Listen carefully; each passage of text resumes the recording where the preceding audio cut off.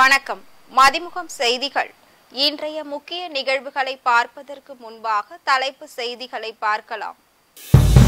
மாற்றுத்திறனாளிகளுக்கு விருதுகள் மறுவாழ்வு சேவை ஊர்தியை தொடங்கி வைத்தார் முதலமைச்சர் மு.க. ஸ்டாலின்.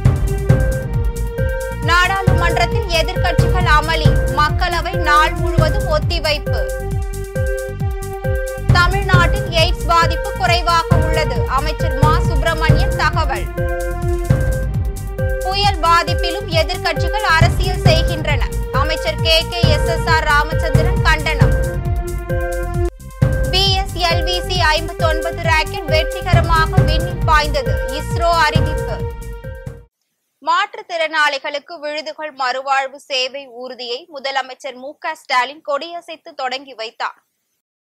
வங்கக்கடலில் உருவான பெஞ்சல் புயலால் பாதிக்கப்பட்டுள்ள மாவட்டங்களுக்கு திமுக சார்பில் வழங்கப்பட்டுள்ள 150 டன் நிவாரணப் பொருட்களை கொண்டு செல்லும் வாகனங்களை அண்ணா அறிவாலயத்தில் இருந்து முதலமைச்சர் மு.க. ஸ்டாலின் அனுப்பி வைத்தார். இதனை அடுத்து சென்னை தலைமை செயலகத்தில் மாற்றுத்திறனாளிகளுக்கான விருதுகள் மறுவாழ்வு சேவை ஊர்தியை முதலமைச்சர் மு.க. ஸ்டாலின் கொடியசைத்து தொடங்கி வைத்தார். மேலும் சிறந்த சாதனை புரிந்த மற்றும் சிறப்பாக சேவையாற்றிய மாற்றுத்திறனாளிகளுக்கு முதலமைச்சர் மு.க. ஸ்டாலின் விருதுகள் வழங்கினார். பின்னர் விருதுகள் பெற்றவர்களுக்கு முதலமைச்சர் வாழ்த்து தெரிவித்துள்ளார். இதற்கிடையே கடந்த நவம்பர் 25ஆம் தேதி உரிமைகள் திட்டத்தின் கீழ் தமிழ்நாடு முழுவதும் அமைய பெறவுள்ள 273 ஒருங்கிணைந்த சேவை மையங்களில் முதலாவது மையமாக சென்னை சோழிங்கநல்லூர் கண்ணகி நகரில் அமைக்கப்பட்டுள்ள விருதுகள் சேவை மையத்தை முதலமைச்சர் மு.க. ஸ்டாலின் திறந்து வைத்தார் என்பது குறிப்பிடத்தக்கது. அரமணியைச் சார்ந்த சஜித் செவித்திறன் குறைபாடு கொண்ட சிறுவன். அந்த கருவியை வாங்குவதற்கு பணம் இல்லை. அந்த சிறுவனுக்கு நானே என் கையால் காதொலி கருவியை பொருத்தி விட்டார். அருகிலிருந்து வரக்கூடிய சத்தங்களை எல்லாம் கேட்டு சஜித் சிரிச்ச அந்த அழகை பார்த்தப்போ எனக்கு மகிழ்ச்சி ஏற்பட்டுச்சு. நாடாளுமன்றத்தில் எதிர்க்கட்சிகளின் அமளியால் மக்களவை நாள் முழுவதும் ஒத்திவைக்கப்பட்டது. டெல்லியில் நாடாளுமன்ற குளிர்கால கூட்டத்தொடர் கடந்த 25ஆம் தேதி தொடங்கியது. அப்போது அதானி விவகாரம், மணிப்பூர் வன்முறை, உத்தரப்பிரதேசத்தில் சம்பாவில் சமீபத்தில் நடந்த வன்முறை ஆகியவற்றை குறித்து விவாதிக்க கோரி எதிர்க்கட்சியினர் கடும் அமளியில் ஈடுபட்டனர். இதனால் மக்களவை மற்றும் மாநிலங்களவை ஆகிய இரு அவைகளும் முடங்கியது. நாடாளுமன்றத்தில் குளிர்கால கூட்டத்தொடர் தொடங்கியதில் இருந்து இரு அவைகளும் நாள் முழுவதும் ஒத்திவைக்கப்பட்டது. இந்நிலையில் மீண்டும் நாடாளுமன்றத்தின் இரு அவைகளும் கூடியுள்ளது. அப்போது அதானி விவகாரம், வக்பு வாரிய சட்ட திருத்தம், மணிப்பூர் வன்முறை உள்ளிட்ட பிரச்சனைகளை முன்வைத்து மாநிலங்களவை எதிர்க்கட்சிகள் அமளியில் ஈடுபட்டனர். இதனைத் தொடர்ந்து மக்களவை நாள் முழுவதும் ஒத்திவைக்கப்பட்டது. அரசின் நடவடிக்கைகளால் தமிழ்நாட்டில் எய்ட்ஸ் பாதிப்பு குறைவாக உள்ளது என அமைச்சர் மா. சுப்பிரமணியன் கூறியுள்ளார். சென்னை எழும்பூரில் உள்ள நலவாழ்வு மற்றும் குடும்ப நல மையத்தில் தமிழ்நாடு மாநில எய்ட்ஸ் கட்டுப்பாடு சங்கத்தின் சார்பில் உலக எய்ட்ஸ் தினம் நடைபெற்றது. இதில் மருத்துவம் மற்றும் மக்கள் நல்வாழ்வுத்துறை அமைச்சர் மா. சுப்பிரமணியன் சிறப்பு விருந்தினராக கலந்து கொண்டார். மேலும் எழும்பூர் சட்டமன்ற உறுப்பினர் பரந்தாமன் மற்றும் அரசு உயர் அதிகாரிகள் பலர் கலந்து கொண்டனர். இதனைத் தொடர்ந்து விழாவில் பேசிய அமைச்சர் மா. சுப்பிரமணியன், கடந்த ஆண்டு ஏற்பட்ட வெள்ள பாதிப்பை 2 ஒன்றிய அமைச்சர்கள் மற்றும் ஒன்றிய குழுவினர் வந்து பார்த்த போதும் நிதி தரவில்லை என குற்றம் சாட்டிய அவர், இந்நிலையிலும் தமிழ்நாடு முதலமைச்சர் நிவாரணம் அறிவித்துள்ளதை பாராட்ட வேண்டும் என்று பெருமிதம் தெரிவித்தார். ஆண்டும் டிசம்பர் திங்கள் 1ஆம் தேதி உலக எய்ட்ஸ் தினம் நடத்தப்பட்டு வருகிறது. அந்த வகையில் இந்த ஆண்டு டிசம்பர் 1ஆம் தேதி வடகிழக்கு பருவமழையின் தீவிரத்தால் அன்றைக்கு இந்த நிகழ்ச்சி நடத்த இயலாமல் போனது. அந்த வகையில் மாண்புமிகு தமிழ்நாட்டின் முதலமைச்சருடைய வழிகாட்டுதலோடு இன்றைக்கு இந்த உலக எய்ட்ஸ் தினம் இங்கே கடைபிடிக்கப்பட்டிருக்கிறது. இன்றைக்கு இந்த ஆண்டுக்கான கருப்பொருள் என்பது take the right path, my health my right, எனது ஆரோக்கியம் எனது உரிமையே சரியான வழி என்பது என்கின்ற வகையில் இன்றைக்கு இந்த ஆண்டு இந்த கருப்பொருளோடு இது தொடங்கி இருக்கிறது. எய்ட்ஸ் மற்றும் HIV பாதிப்பை பொறுத்தவரை இந்தியாவில் 0.23% இருக்கிறது. தமிழ்நாட்டை பொறுத்தவரை தொடர்ந்து எடுக்கப்படுகிற நடவடிக்கைகளின் காரணமாகவும் தொடர்ந்து ஏற்படுத்தப்பட்டு வருகிற விழிப்புணர்வின் காரணமாகவும் தமிழ்நாட்டில் HIV பாதிப்பு என்பது 0.16% இருக்கிறது. இந்திய அளவிலான பாதிப்பு 0.23 இருந்தாலும் தமிழ்நாட்டின் பாதிப்பு 0.16 இருக்கிறது. என்றாலும் கூட இதையும் பூஜ்ய நிலைக்கு கொண்டு செல்வதற்குரிய நடவடிக்கைகளை அரசு நிர்வாகம் செய்து கொண்டிருக்கிறது. புயல் பாதிப்பிலும் அதிமுக உள்ளிட்ட எதிர்க்கட்சிகள் அரசியல் செய்கின்றன என அமைச்சர் KKSSR ராமச்சந்திரன் கண்டனம் தெரிவித்துள்ளார். இது தொடர்பாக அவர் வெளியிட்டுள்ள அறிக்கையில், பெஞ்சல் புயல் பாதிப்பில் இருந்து மக்களை இயல்பு நிலைக்கு திராவிட மாடல் அரசு மீட்டு வருகிறது என தெரிவித்துள்ளார். இந்த பேரிடர் காலத்திலும் அதிமுக அரசியல் செய்வதாகவும், திராவிட மாடல் ஆட்சியில் முதலமைச்சரை மக்கள் பாராட்டுவதை பொறுக்க முடியாமல் அவதூறுகளை பரப்புவதாகவும் பதிவிட்டுள்ளார். மேலும் 2015 அதிமுக ஆட்சியில் முன்னறிவிப்பின்றி செம்பரம்பாக்கம் ஏரியை திறந்து விட்டதால் 289 பேர் பலியானார்கள் என காட்டமாக தெரிவித்துள்ளார். PSLV-C 59 ராக்கெட் வெற்றிகரமாக விண்ணில் பாய்ந்தது என இஸ்ரோ அறிவித்துள்ளது. சூரியனை ஆராய்வதற்காக புரோபா 3 என்னும் இரட்டை செயற்கைக்கோளை ஐரோப்பிய விண்வெளி ஆய்வு நிறுவனம் வடிவமைத்துள்ளது. 550 கிலோ எடை கொண்ட இந்த செயற்கைக்கோள் சூரியனின் ஒளிவட்ட பகுதியை ஆய்வு செய்யும் வகையில் வடிவமைக்கப்பட்டுள்ளது. இந்திய விண்வெளி ஆராய்ச்சி நிறுவனத்தின் ஏவுதளமான ஆந்திர மாநிலம் ஸ்ரீஹரிகோட்டாவில் உள்ள சதீஷ் தவான் விண்வெளி ஆய்வு மையத்தில் இருந்து புரோபா 3 செயற்கைக்கோளில் கடைசி நேரத்தில் கண்டறியப்பட்ட தொழில்நுட்ப கோளாறு காரணமாக ராக்கெட் ஏவுதல் ஒத்திவைக்கப்பட்டதாக தெரிவிக்கப்பட்டிருந்தது. செயற்கைக்கோளில் ஏற்பட்ட கோளாறை சரி செய்யும் பணியில் இஸ்ரோ விஞ்ஞானிகள் ஈடுபட்டு வந்தனர்.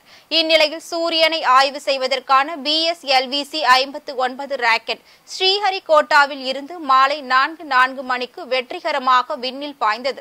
தற்போது விண்ணில் நிலைநிறுத்தும் பணிகள் நடைபெற்று வருவதாக இஸ்ரோ அறிவித்துள்ளது. பெஞ்சல் புயல் நிவாரண உதவிக்காக தனது 1 மாத ஊதியத்தை முதலமைச்சர் மு.க.ஸ்டாலின் வழங்கினார். இது தொடர்பாக தமிழக அரசு வெளியிட்டுள்ள அறிக்கையில், வங்கக்கடலில் உருவான பெஞ்சல் புயலால் பாதிக்கப்பட்டுள்ள விழுப்புரம், கடலூர், கள்ளக்குறிச்சி, திருவண்ணாமலை, கிருஷ்ணகிரி, தர்மபுரி ஆகிய மாவட்டங்களில் தமிழ்நாடு அரசு போர்க்கால அடிப்படையில் சீரமைப்பு மற்றும் நிவாரண பணிகளை மேற்கொண்டு வருகிறது.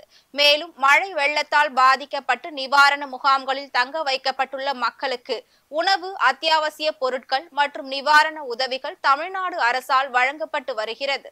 மழை காலங்களில் ஏற்படும் தொற்று நோய்களில் இருந்து மக்களை பாதுகாத்திடும் பொருட்டு மருத்துவம் மற்றும் மக்கள் நல்வாழ்வுத்துறை மூலம் மருத்துவ முகாம்களும் நடத்தப்பட்டு தற்காலிக சீரமைப்பு பணிகளும் மேற்கொள்ளப்பட்டு வருகிறது. இந்நிலையில் சென்னை தலைமை செயலகத்தில் பெஞ்சல் புயலால் பாதிக்கப்பட்ட மாவட்டங்களுக்கு நிவாரண உதவிகள் வழங்கிட முதலமைச்சரின் பொது நிவாரண நிதிக்கு தன்னுடைய 1 மாத ஊதியத்திற்கான காசோலையை தலைமை செயலாளர் முருகானந்தனிடம் முதலமைச்சர் மு.க.ஸ்டாலின் வழங்கியதாக தெரிவிக்கப்பட்டுள்ளது. 2000 ரூபாய் வெள்ள நிவாரணத்திற்கான டோக்கன் இன்று முதல் விநியோகிக்கப்படும் என்று அமுதா IAS அறிவித்துள்ளார்.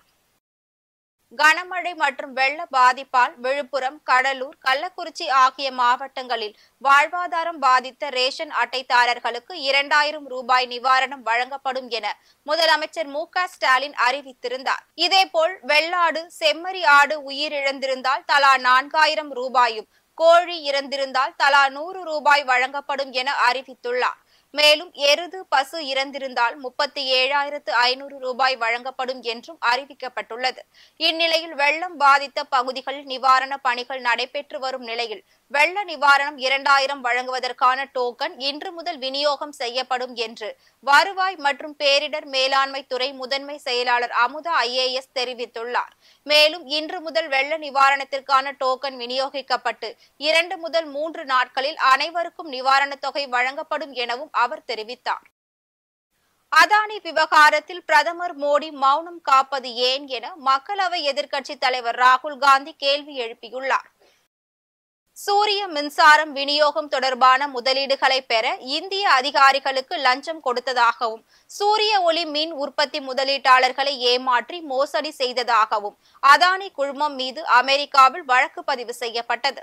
இதனிடையே அதானி விவகாரம் தொடர்பாக நாடாளுமன்ற கூட்டுக்குழு விசாரணை நடத்த வேண்டும் என எதிர்க்கட்சிகள் கோரிக்கை விடுத்திருந்த நிலையில் மத்திய அரசு ஏற்காததால் நாடாளுமன்ற வளாகத்தில் இந்தியா கூட்டணி MPக்கள் ஜாக்கெட் அணிந்தும் கோஷங்களை எழுப்பியும் ஆர்ப்பாட்டத்தில் ஈடுபட்டு வருகின்றனர்.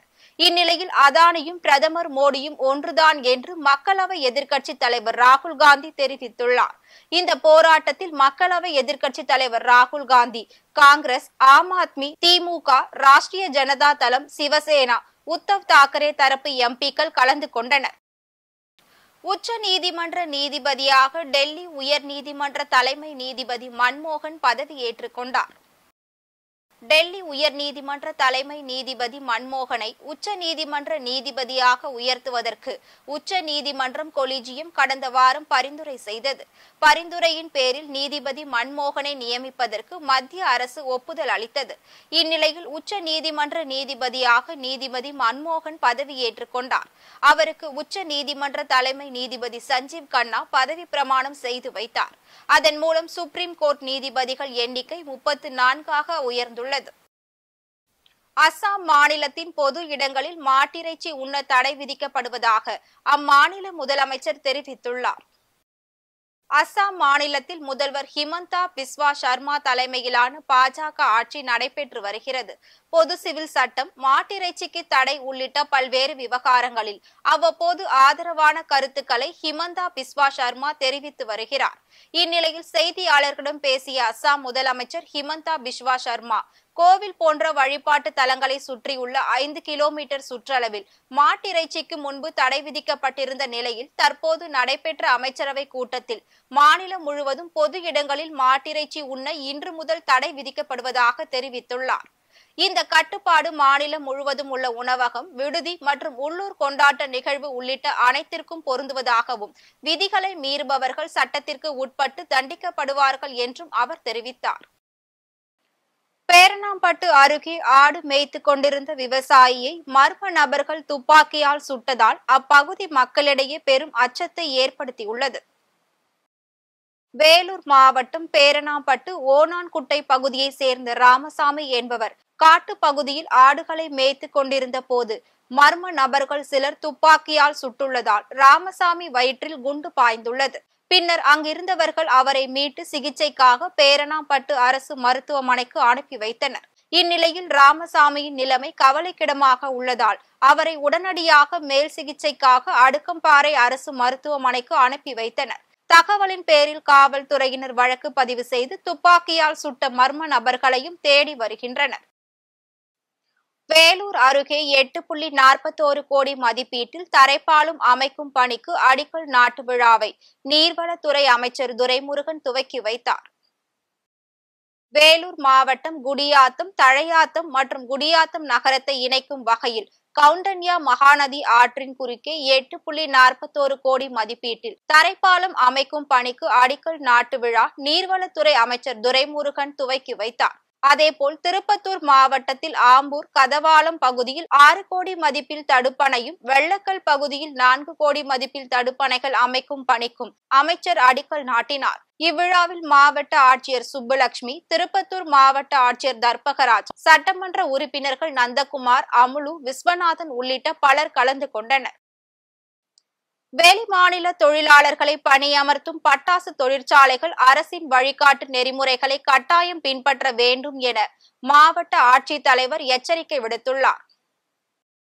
விருதுநகர் மாவட்டத்தில் இருக்கும் பட்டாசு தொழிற்சாலையில் 5 மற்றும் அதற்கு மேல் பணியமர்த்தப்படும் வெளிமாநில தொழிலாளர்கள் குறித்து ஆட்சி எல்லைக்கு உட்பட்ட தொழிலக பாதுகாப்பு மற்றும் சுகாதார இணை இயக்குநர் அலுவலகத்தில் விண்ணப்பித்து பதிவு சான்றிதழ் பெற வேண்டும் என மாவட்ட ஆட்சியர் எச்சரிக்கை விடுத்துள்ளார். மேலும் வெளிமாநில தொழிலாளர்கள் குறித்த விவரங்களை இணையதளத்தில் பதிவேற்றம் செய்ய வேண்டும் எனவும், தமிழ் மொழி சரிவர புரியாத வெளிமாநில தொழிலாளர்களை பட்டாசு வேதிப்பொருட்கள் கையாளும் இடங்களில் பணியமர்த்த கூடாது எனவும் தெரிவித்துள்ளார். மேலும் வெளிமாநில தொழிலாளர்களை பணியமர்த்தும் பட்டாசு தொழிற்சாலைகள் இந்த வழிகாட்டுதல்களை கட்டாயம் பின்பற்ற வேண்டும் எனவும், தவறும் பட்சத்தில் கடுமையான நடவடிக்கை எடுக்கப்படும் என மாவட்ட ஆட்சியர் ஜெயசீலன் எச்சரிக்கை விடுத்துள்ளார்.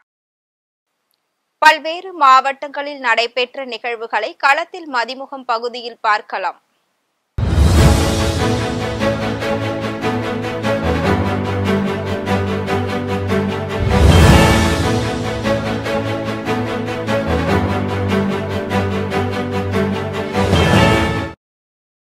திருவண்ணாமலை அண்ணாமலையார் கோவிலில் உலக பிரசித்தி பெற்ற மகா தீப திருவிழா நேற்று 67 அடி உயர தங்க கொடிமரத்தில் கொடியேற்றத்துடன் துவங்கியது.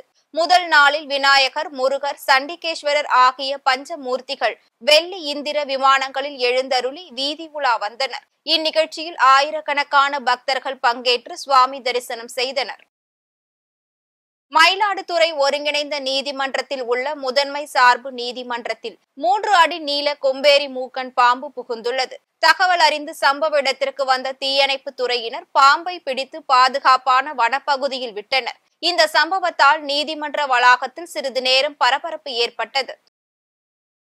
திருவண்ணாமலை மாவட்டம் செங்கம் அடுத்த ஜவ்வாது மலைப்பகுதியில் இடி மின்னலுடன் பெய்த ராட்சத கனமழையால் மலை ஓடைகளில் மழைநீர் பெருக்கு ஏற்பட்டு குப்பநத்தம் அணைக்கு 3000 கன அடி மழைநீர் முதல் 5500 கன அடி வரை நீர்மட்டம் உயர்ந்ததால் அணையின் பாதுகாப்பு கருதி மாவட்ட நிர்வாகத்தின் உத்தரவின் பேரில் பொதுப்பணித்துறை பணியாளர்கள் வினாடிக்கு 5500 கன அடி மழைநீரை செய்யாற்றில் திறந்து வெளியேற்றினர்.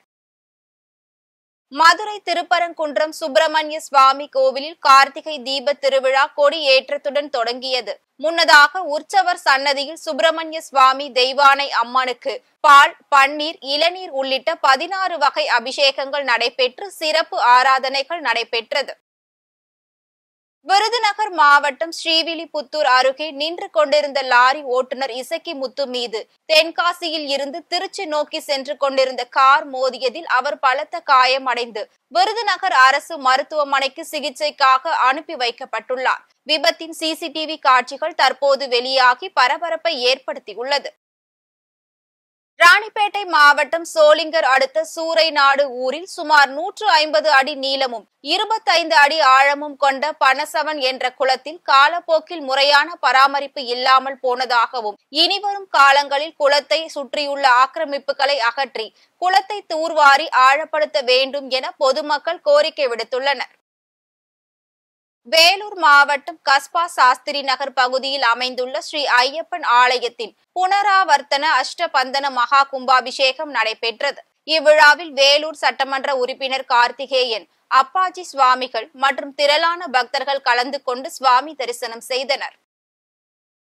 திருவண்ணாமலை மாவட்டம் செங்கம் அடுத்த குப்பநத்தம் மும்முனை சந்திப்பு சாலையில் படுத்திருந்த 2 மாடுகள் மீது செங்கம் புதிய பேருந்து நிலையத்தில் இருந்து போலூர் நோக்கி சென்ற தனியார் பேருந்து ஏறி இறங்கியதில் 2 மாடுகளின் தலைகள் நசுங்கி சம்பவ இடத்திலேயே பரிதாபமாக உயிரிழந்தது. தகவல் அறிந்து விரைந்து வந்த காவல்துறையினர் விபத்து குறித்து விசாரணை மேற்கொண்டனர். சாலையில் சிறிது நேரம் பரபரப்பும் ஏற்பட்டது. திருப்பத்தூர் மாவட்டம் புதிய பேருந்து நிலையம் அருகே முன்னாள் முதல்வர் ஜெயலலிதாவின் 8ஆம் ஆண்டு நினைவு தினம் நகர செயலாளர் குமார் தலைமையில் நடைபெற்றது.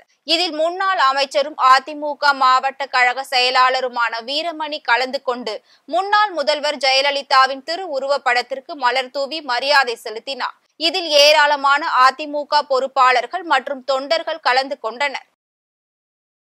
ராணிப்பேட்டை மாவட்டம் சோளிங்கர் அடுத்த கரிக்கல் குமரன் முருகன் திருக்கோவில் மலையில் 1500 மரக்கன்று நடும் நிகழ்ச்சி நடைபெற்றது.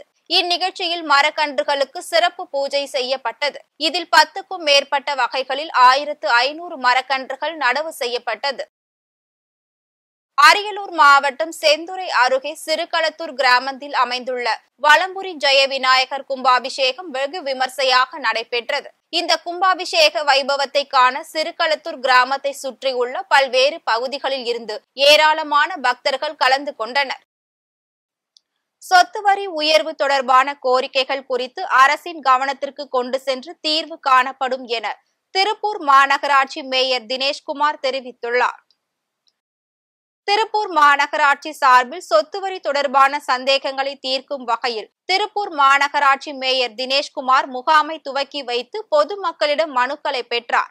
இதனைத் தொடர்ந்து செய்தியாளர்களிடம் பேசிய அவர், சொத்து வரி உயர்வு என்பது கடந்த அதிமுக ஆட்சியில் 100% உயர்த்தப்பட்டதை போல் திராவிட மாடல் ஆட்சியில் உயர்த்தப்படவில்லை எனவும் அரசியல் லாபத்திற்காக எதிர்க்கட்சியினர் இது போன்ற பொய்யான தகவல்களை பரப்பி வருவதாகவும் மேயர் தினேஷ்குமார் குற்றம் சாட்டினார். கடந்த அனைத்திந்திய அண்ணா திராவிட முன்னேற்ற கழகத்துடைய ஆட்சியில் 2017 சொத்து வரி உயர்த்தப்பட்டது. 2008ஆம் ஆண்டிற்கு பிறகு 2017 உயர்த்தப்பட்ட சொத்து வரியை கடுமையாக 100% என்று எந்த ஒரு பாரபட்சம் இல்லாமல் அனைத்து இந்திய அண்ணா திராவிட முன்னேற்ற கழக அரசு உயர்த்தியது. பொதுமக்களிடமிருந்து பெறப்பட்ட மனுக்கள் தொடர்ந்து திராவிட முன்னேற்ற கழக எதிர்க்கட்சியாக இருந்து வரியை குறைக்க வேண்டும் என்று வலியுறுத்தியதன் பேரில் 2019ஆம் ஆண்டு உயர்த்தப்பட்ட வரி 2 ஆண்டுகள் கழித்து அந்த வரிகள் நிறுத்தி வைக்கப்பட்டு ஒரு தனி கமிட்டி உருவாக்கப்பட்டது. அந்த கமிட்டியின் வழங்கக்கூடிய அடிப்படையில் பெயரில் வரி சீரமைப்பு செய்யப்பட வேண்டும் என்கின்ற வழிகாட்டுதல்கள் உருவாக்கப்பட்டது. திராவிட முன்னேற்ற கழகத்துடைய அரசு, திராவிட மாடல் அரசு பொறுப்பேற்றவுடன் பல்வேறு சூழ்நிலைகளை எல்லாம் கருத்திலே கொண்டு பொதுமக்களுடைய கருத்துக்களை அடிப்படையாக கொண்டு வரி உயர்த்தப்பட்டது. ஆப்கானிஸ்தானில் பெண்கள் மருத்துவம் படிக்க தடை விதித்துள்ளதால் கிரிக்கெட் வீரர் ரஷீத் கான் வேதனை தெரிவித்துள்ளார்.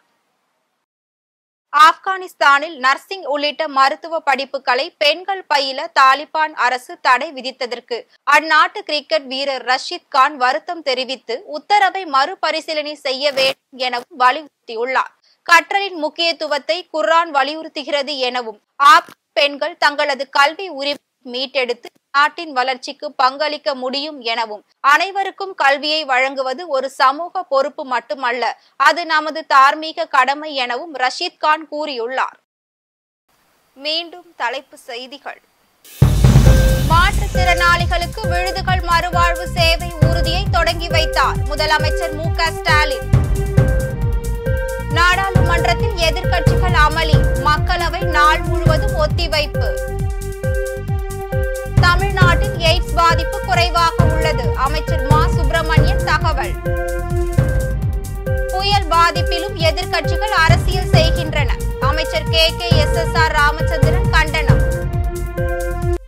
BSLV-C 59 ராக்கெட் வெற்றிகரமாக விண்ணில் பாய்ந்தது, இஸ்ரோ அறிவிப்பு. இத்துடன் செய்திகள் நிறைவடைந்தன. மீண்டும் செய்திகள் காலை 8 மணிக்கு.